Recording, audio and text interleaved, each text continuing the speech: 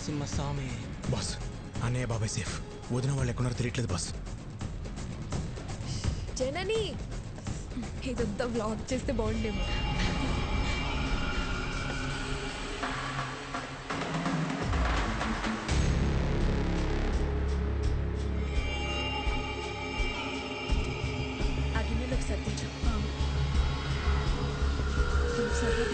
అన్ని కొలత ప్రకారమే వేశాంగా, సరిపోతుంది. వదినా మీరు తొందరగా యాగం దగ్గరికి వెళ్ళండి, పూర్ణవతి టైం అయింది. పని కావలేదు, ప్రసాదాలు చేసేవాళ్ళు కూడా రాలేదు, టైం లేదు. నేను చూసుకుంటా, వెళ్ళండి వదినా, నేను చూసుకుంటా కదా, మీరు వెళ్ళండి వెళ్ళండి వెళ్ళండి, తొందరగా వెళ్ళండి.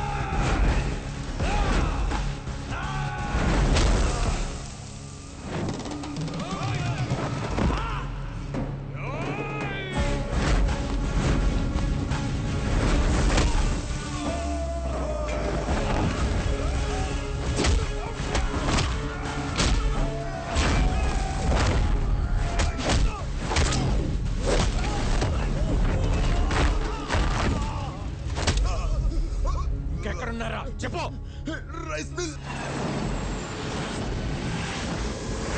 మిమ్మల్ని ఎవరు గుర్తుపట్టకూడదు, త్వరగా కానివ్వండి రా.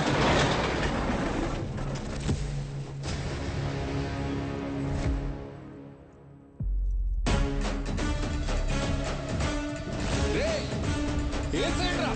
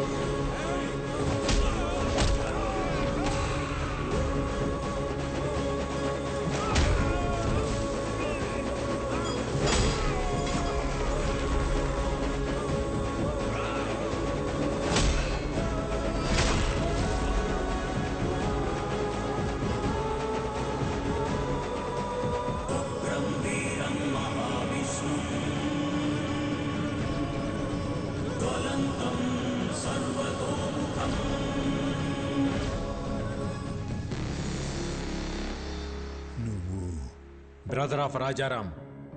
రాముడికి లక్ష్మణుడు హనుమంతుడని ఇద్దరుంటారు. ఆ ఇద్దరిని కలిపితేనే నేను. రేయ్, అమాయకంగా ఉన్నాడు, బెదిరిస్తే వంగుతాడు, మంచోళ్ళ ఉన్నాడు, భయపెడితే లొంగుతాడు, ఒంటరిగా ఉన్నాడు, తల దించుతాడు అనుకుంటే తప్పు. ఆయనకు ఒక తమ్ముడున్నాడు, అన్నంటే పిచ్చున్నాడు, వాడు మాటిస్తే నిలబడతాడు, కాదంటే కలబడతాడు, బెదిరిస్తే తిరగబడతాడు, భయపెడితే చంపేస్తాడు. ఏదో మాట చెప్పు అని తిరుగుతున్నారంట. చిన్నప్పుడు ఒక లైసెన్స్ కోసం నీ గోడౌన్ తగలబెట్టి తీసుకెళ్ళినోడిని. అలాంటిది నా అన్న జోలికొస్తే వాడి సామ్రాజ్యాన్ని నిలబెట్టి తగలబెట్టేస్తా. చెప్పు నీ అల్లుడు జీకేకి.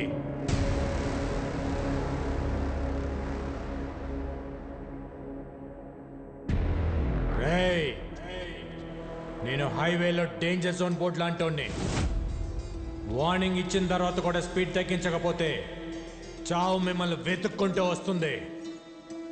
దాని పేరే విక్కీ.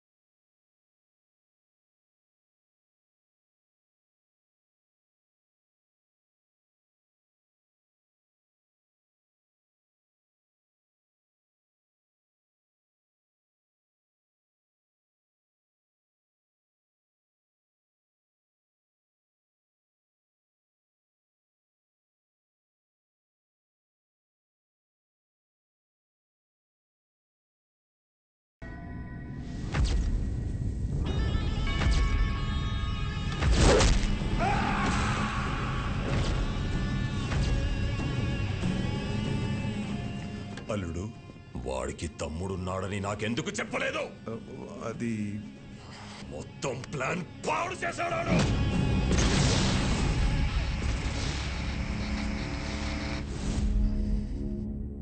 చిన్న వయసులోనే పారిపోయాడు. ఇలా తిరిగి వచ్చి భయపెడతాడని నేను ఊహించలేదు. వాడు తమ్ముళ్ళ లేడు, డామినేటర్లా ఉన్నాడు. వాడి బలమేంటి, బలహీనత ఏంటి, బ్యాక్గ్రౌండ్ ఏంటి, నెట్వర్క్ ఏంటి, అన్న మీద అంతటి ప్రేమేంటో తెలుసుకో. నువ్వేం చేస్తావో, ఎక్కడికి వెళ్తావో నాకు తెలీదు. మళ్ళీ వాడి మొత్తం డీటెయిల్స్ తోనే నువ్వు నాకు కనిపించు. Okay sir. రాజారాం గారు, ఏమైంది సార్? అనాథాశ్రమం కేసులో బెయిల్ క్యాన్సిల్ అయ్యే అవకాశం ఉంది. ఒకవేళ అదే గనక జరిగితే మీరు జైలుకి వెళ్లాల్సి వస్తుందేమో. ఏమండి, మీరు ఒకసారి వెళ్ళి జడ్జి గారిని కలిసి రండి. పదం లాయర్ గారు.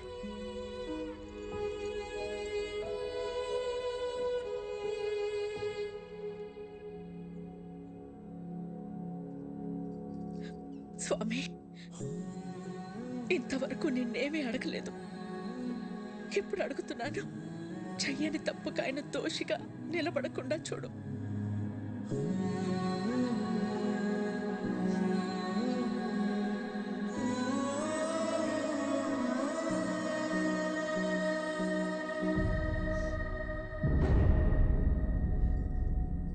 కనపడకుండా కన్నీళ్లు దాచగలవు, కానీ ఆ కళ్ళలో బాధ దాచలేవు.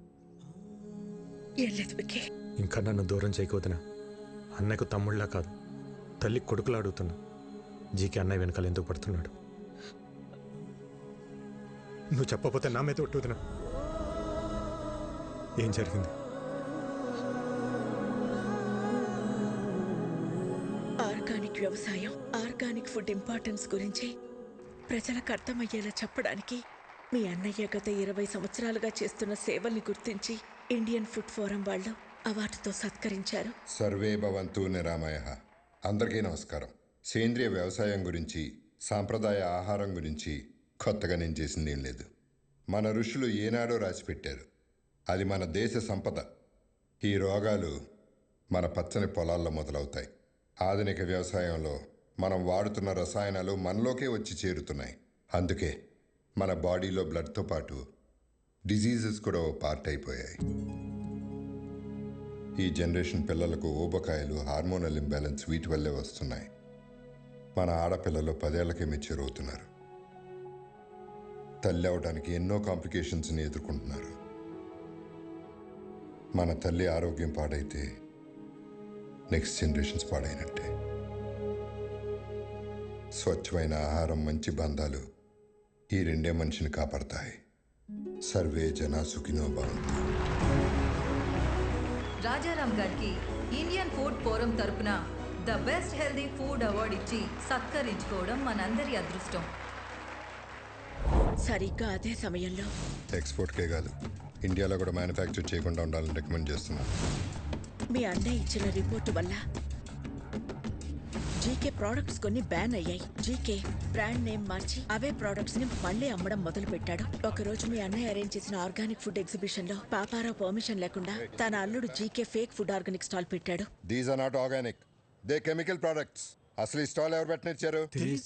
Where is entry pass? Rajaram ఒక్క నిమిషం లేటుగా వచ్చేసరికి అబ్బాబ్బాబ్బా. మేనేజర్ చెప్పొచ్చు కదా, ఇది బయట వాళ్ళది కాదు, మన పాపారావు గారిదని. నీ కల్తీ మారలేదు, నువ్వు మారలేదు. జీకే బ్రాండ్స్ నీలా నాలా కాదు, ఇంటర్నేషనల్. మీ అన్నయ్య జీకే ప్రోడక్ట్స్ లో ఉన్న కల్తీని మీడియా ముందు బయట పెట్టారు. పర్మిట్ చేసిన కెమికల్స్ ని ఎక్కువ మోతాదులో కలుపుతున్నారు. ఈ జీకే ఫుడ్స్ వల్ల ఎంతో మంది జీవితాలు కోల్పోతున్నారు. GK foods are dangerous. Say no to GK foods. Eat food, not chemicals. GK foods are bad.